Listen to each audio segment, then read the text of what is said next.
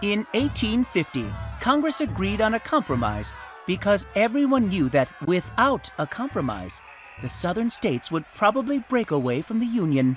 Among other things, the Compromise of 1850 said that California would become a free state. And in a law called the Fugitive Slave Act, federal officers could track down, capture, and then return runaway slaves to their owners in the South. It's estimated that under the Fugitive Slave Act, some 20,000 slaves were sent back to their owners. Because of that, resistance to the act and to slavery itself grew. Harriet Beecher Stowe, a novelist in Cincinnati, met many runaways passing through that Ohio city. She listened to their accounts and used their stories to write Uncle Tom's Cabin. The book moved people as never before, helping them understand the unspeakable evils of slavery. Now, while all this anti-slavery passion was building in the North, Congress considered a troublesome yet momentous issue: what to do about the new states of Kansas and Nebraska. Since they were north of the 1820 Missouri Compromise line, people in the North assumed the two states would be free.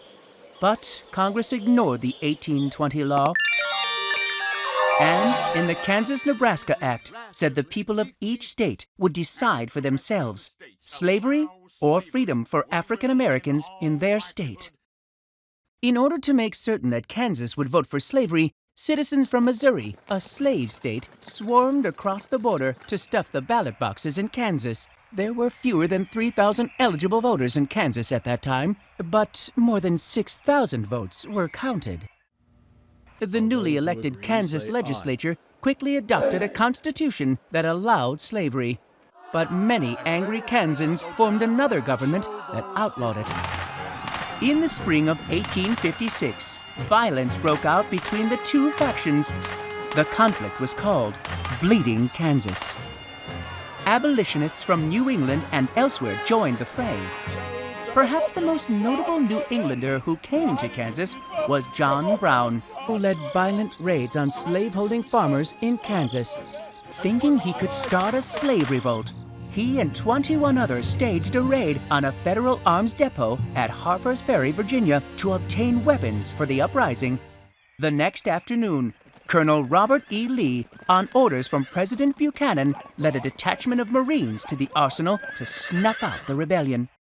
John Brown was jailed, convicted of treason and inciting a slave uprising, and was hanged 6 weeks later.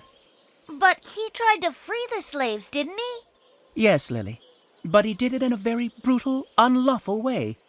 As the old saying goes, two wrongs don't make a right.